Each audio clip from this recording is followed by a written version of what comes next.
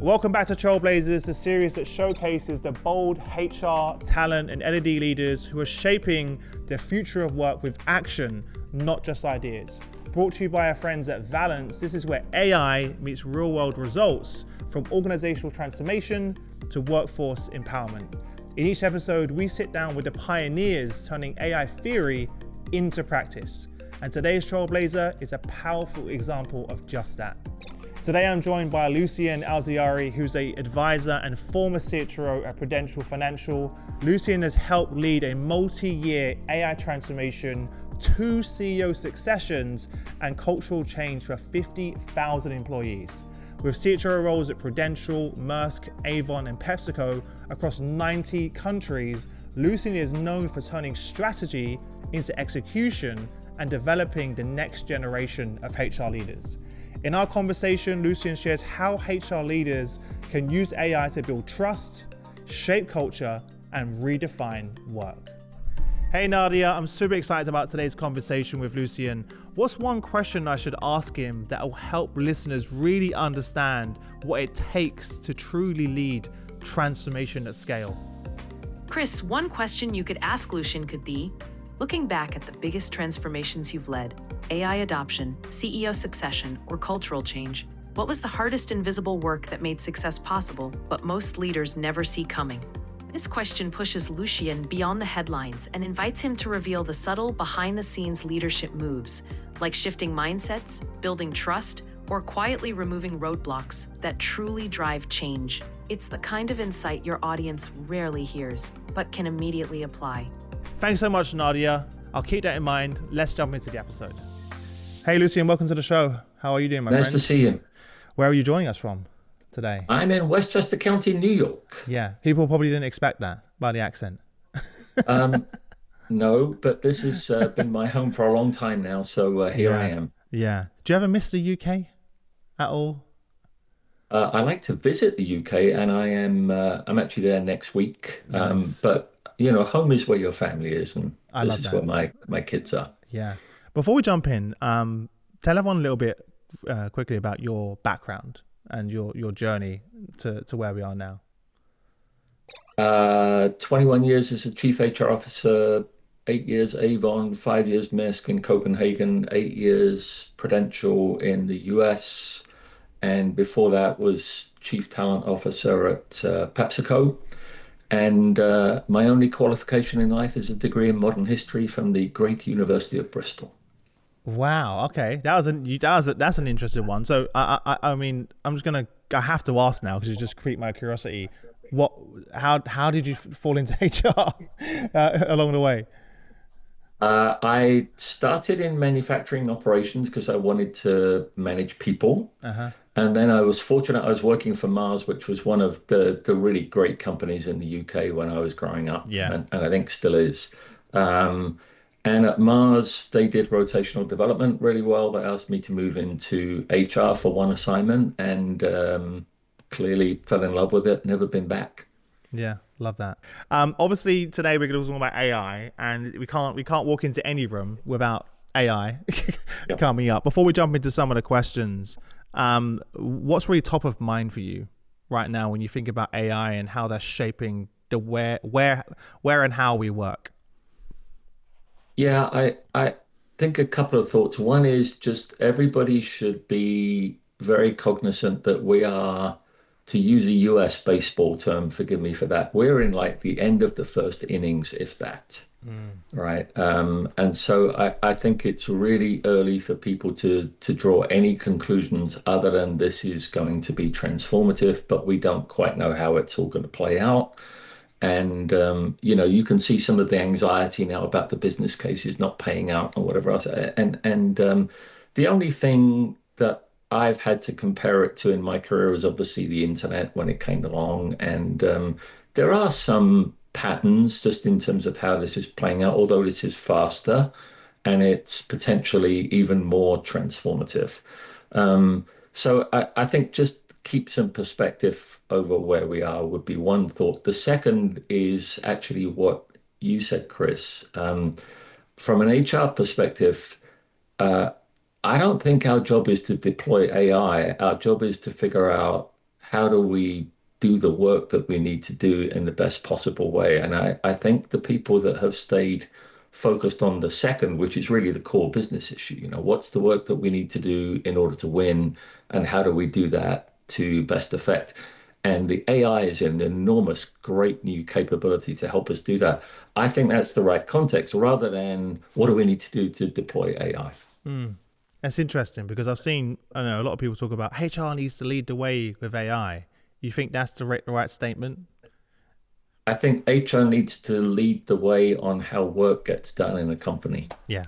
And that's a very clear, different distinction. So I'm glad that you agree on that, because otherwise you kind of run down a completely different rabbit hole Yep. if you take the first approach. How did you approach this conversation with your team? Because I'm sure there was maybe some anxiety, like you mentioned, and how you're going to have to adapt your own team and the way you work, because it's also going to be a mindset shift for the HR function, let alone for the organization. Yeah, I guess we were a little bit lucky, although I think, the old saying, the harder you practice, the luckier you get. We were situationally sort of pretty well set up for encountering AI. So, and a couple of examples of that. I was invited to a big meeting at Microsoft literally 4 weeks after ChatGPT came out. And so I was really lucky that I got one of the first sort of public looks for companies about what ChatGPT was going to be. And Satya was there; he was fantastic. Kathleen Hogan was the Yeah. chief HR officer of Microsoft, who I think did an amazing job. And so I got early access to it. And then the other thing that we had done for 2 or 3 years was we would go to Silicon Valley for a couple of days each year, and we would meet 15 to 20 startups. And the idea was, look, if we found a particular app that we liked and we wanted to work with, that would be like the icing on the cake. But the real reason was just to give ourselves continued exposure to what's happening in the world out there. And it's a very different way of thinking. And it, Mm. it, it was just a way of keeping us very much in tune with kind of what's the new and emerging thinking. Um, and then it was just a way of challenging the way that we thought in a very constructive way. So um, on that second trip, we really started to see AI being applied. And we actually did meet a couple of companies that we went on to work with and worked very happily with. But it was mainly about um, me saying to the team, I don't know where this goes, and I don't know what we're going to do with it, but I do know we're going to get into it.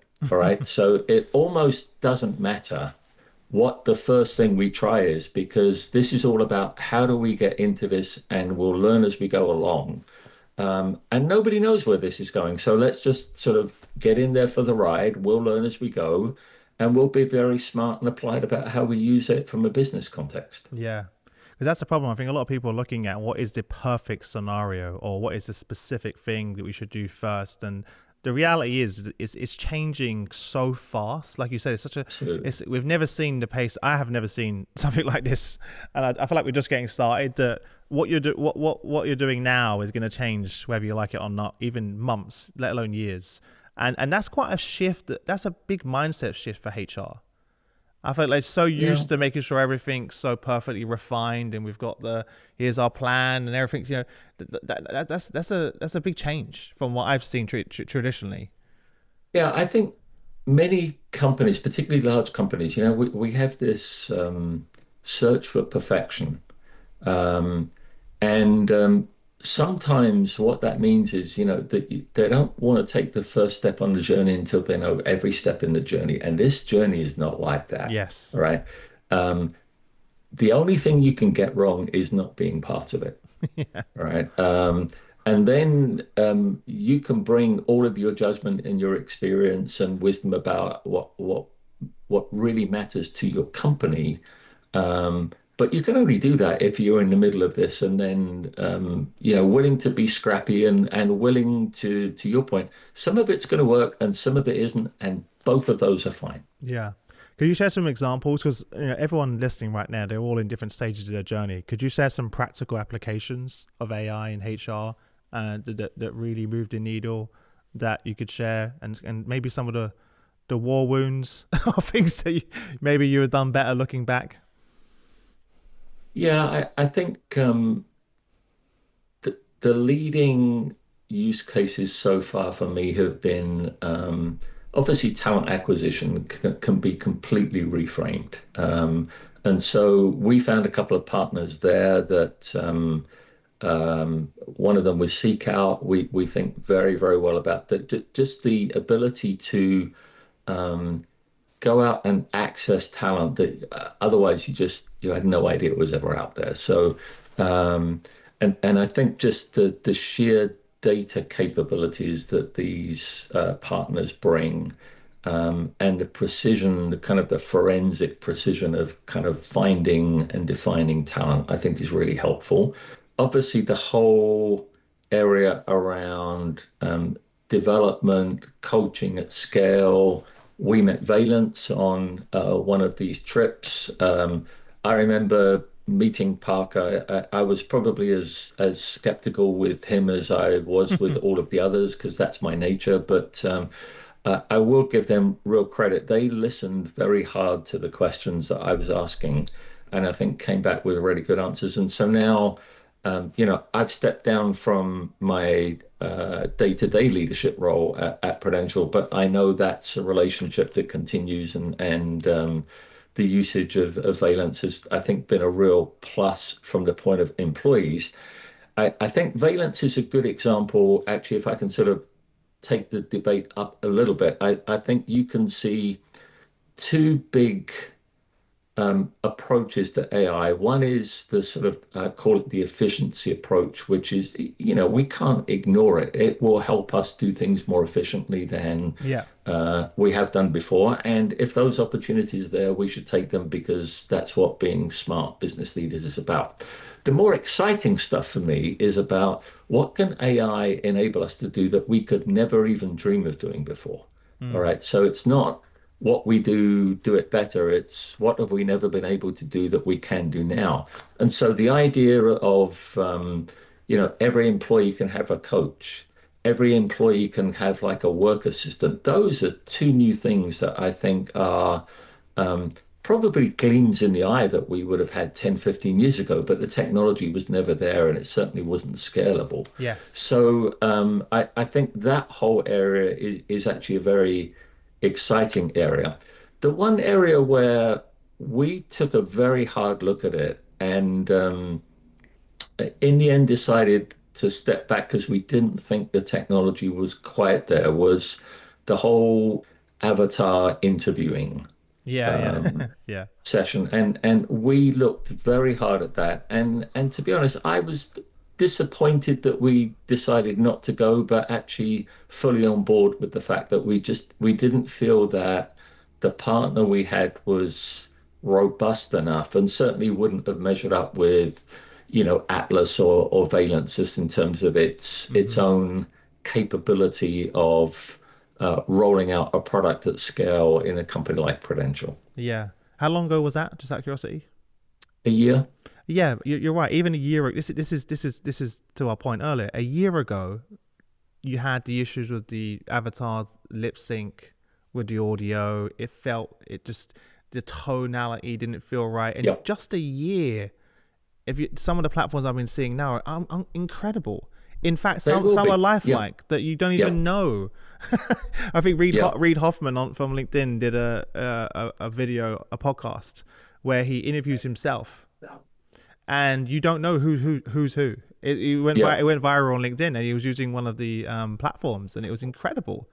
And his own AI avatar knew more about him than himself because it had Yeah. been trained on every email, every call, every piece of information it had about him. That you can't recall that yourself as well. So I think it's pretty incredible. What are some of the specific questions that you would advise our audience should be asking when they're approached by vendors or even seeking out vendors that were really helpful to you and the team?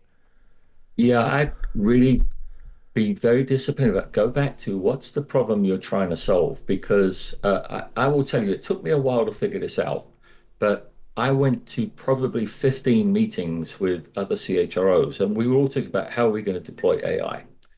And it was in the 15th meeting I finally woke up to myself and said, it's the wrong question, right? Yeah. Our job is what do we need to do to make our businesses win? What are the issues that we need to solve in order to continue to sort of advance along that particular track? So I just encourage everybody to sort of go back to your day job. All right. And in the context of your day job, which is about what do you need to do to help your company and what are the biggest pressure points? And then can the technology help you solve those?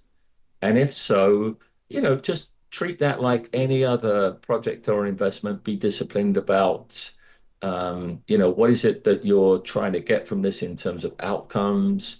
Make sure you've got good partners that are going to listen to you and will be with you there every step along the journey.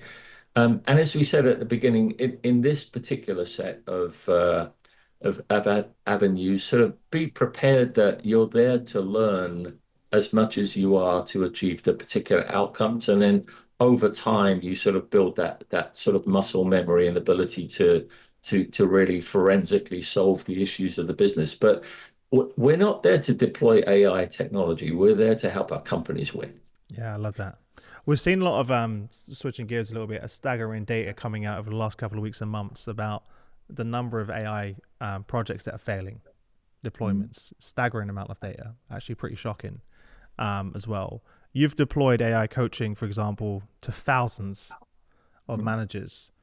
Um, let's do it in two steps. One, why do you think so many of those projects are failing? And then secondly, what did you do in Prudential to be intentional about ensuring that this is adopted in the organization? Yeah, actually, by answering the second one about Prudential, I'll probably give you a point of view on the very high failure rate that we're all reading about. Yeah. It depends how you define success and failure. And I've got to be honest, my team led the way on Nadia and Valence. All right. It wasn't me. And I really give them credit for sort of championing this and driving it all the way through. But to me, the success measure was just here is a use of AI that meets a business need because who doesn't want to develop their employees and help them get the work done better and seems to play well with employees. And so if we do this well, it actually helps a higher cause, which is let's just get everybody comfortable with experiencing AI, right? And um, if that helps us in the particular area of talent development and coaching, that's great, and it did, which is why it really became the icing on the cake. But Yeah. um, in in many ways, this was me trying to say, as an HR leader in a company, we're going to be the first out there in terms of exploring and championing the use of AI to encourage the rest of the business to come along and at a macro level to help employees get comfortable with we just need to get our toe in the water here and start. All right. Hmm. And we'll all learn this together. So, from those kind of less quantitative, but I think much more important qualitative goals, I think unqualified success. All right. Hmm. But I didn't really have it needs to be X% repeat usage, or Yeah. here's the number that financially we need to do. Because I just think that is actually not the best approach to get everybody into the adoption game. And then as we've talked about a couple of times, we'll figure out over time the more specific business causes and returns around this. Because you're talking about relatively small amounts of money for large companies, Mm. right? Now, if you get to the bigger question about, what's happening with the returns, I think if you're a company that has spent enormous amounts of money on data centers, just the sheer power charges that are coming along, I think you need to be mindful of you can't spend money like a drunken sailor on this. It needs to be just like any other investment. But I would probably encourage colleagues to come back to, at the moment, I think the game is get into the game, not win the game. And I think because we're so early into this, it's more important that we have exploration, the willingness to sort of learn as you go along, the old classics around, failure isn't really failure if you're learning from it. I think in this is actually really, really true.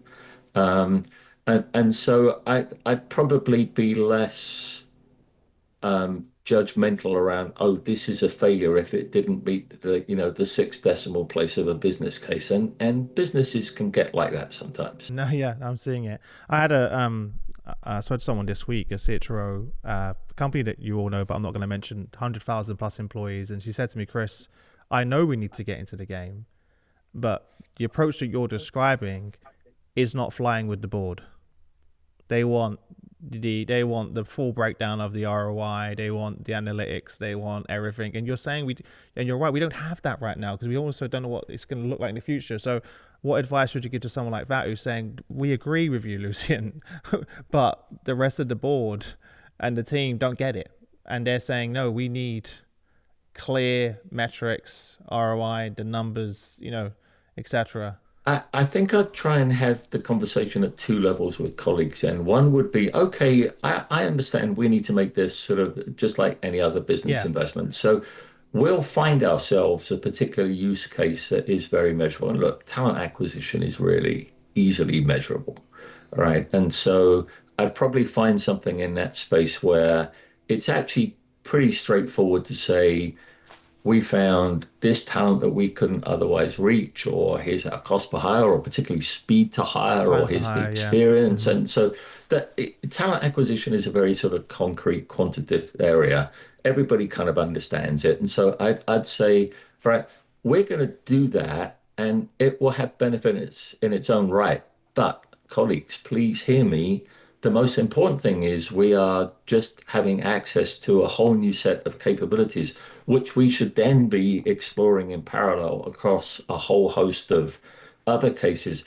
By the way, not just in HR, because Yes. I would say the two cases that I think have been striking across most businesses are, how do you personalize your relationship with your customers? And if we're not doing that, we're going to be behind because our competitors sure are. Every executive team should be aware of that. And then secondly, the whole way in which we serve customers, so the customer service centers, those are also being completely rethought by our competitors. So look, we should be disciplined and quantitative about this. But don't be so straitjacketed that actually you're going to be moving much more slowly than the people that you compete against because they're taking a different approach. Yeah. A bit of a random question for you just came to mind. When you're in conversations, right? You're in many rooms, you're very well networked, you go to a lot of events and people talk about AI. What's the one thing that people aren't talking about enough, but they really should be? The work. You're too young to remember this. Where when Bill Clinton was elected president in 1992, the guy who ran his campaign, he had a banner in the campaign headquarters, and the banner said, "It's the economy, stupid." And so the message was, everything that we do in this campaign needs to come back to, it's about the economy. And that's how an insurgent campaign ended up winning the presidency. I think we should have a banner in our room saying, it's the work. All right. And so I hear a lot of colleagues now say, well, because of AI, we've got to do more workforce planning. Yeah, you have, but you can't do workforce planning unless you know which work you need to plan. And so um, I think the winners in AI are going to be the ones, and I'm talking about in the HR aspects of AI, who are going to continue to say um, the unit of currency in HR now is going to be the work. All right. And so, how do we get a much more granular understanding of the work in terms of the tasks and the best fit between each task and a human or technology or another colleague who can do it better than we can. And that optimization game, I think, is where great HR teams are going next. I love that. I'm glad I asked you that question. Last question before I let you go. What do you see? What how is AI going to reshape leadership and the role of the CHRO? Yeah, we're in the early days of people starting to make extreme statements about HR is going to Yeah, disappear and, the chief HR officer will be an AI bot. I think it's nonsense. All right. So um, I, I think we will have to develop leaders who are much more technically aware, comfortable with technology, know how to say technology is my first thought, not my last thought. All of that is right in front of us. I think we're all going to have to get much more expert in what's the work that we need to do and how do we do that better than our competitors do. Um, and I think the other thing that is very clear at the moment is the ability to be curious, to learn, to ask the right questions, to move at speed, to adapt on the run. Those have always been true. They're really, really true now. and they're faster, right? You got Yeah, yeah, yeah. quicker. Um, what advice would you give to perhaps we've got such a global audience listening to this show. Those HR leaders of tomorrow that will be sitting in your seat one day. Remember the problems that you're trying to solve, and I always just encourage you. I hope you wake up every day saying, "How can I help my business win?" All right. Keep asking that question and then see AI as a terrific new capability to help you answer and solve problems that before you could never know how to solve. And if you can keep those two together, you're going to be a very powerful advocate for your company, and you're going to get a lot of respect and a lot of impact. Amazing. Well, look, listeners, I appreciate you taking the time to come on. We made it happen. At last, I got you as well. So I appreciate you and thanks for everything and all of your contributions and all the work that you do and for taking time to share with everyone. And I wish you all the best for what's next. thanks, Chris. Thanks.